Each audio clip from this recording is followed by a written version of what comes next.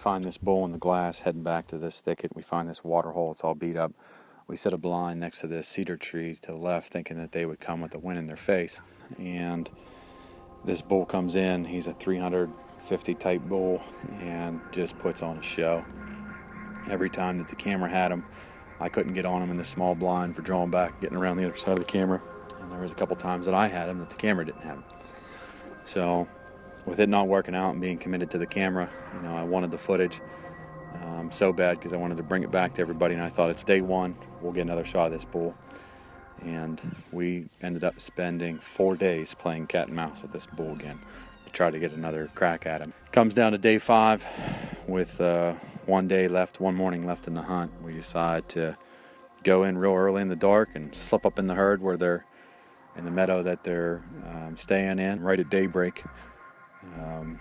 My buddy told me he was going to call right at legal shooting light. Well, legal shooting light didn't match with the lights to shoot.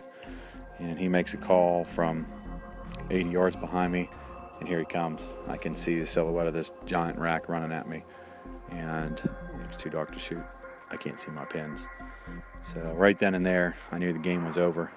He had winded us, took off out through the meadow, and about 15 minutes later, I could see that there were 2 other average bulls in the herd, and he made the call, and here they come. So it's now or never, and I think I had that bull at 58 yards, had a good shot on him, and the ram cat did its job. It drove him, and the bull didn't go 60 yards and pile up against a big pine tree.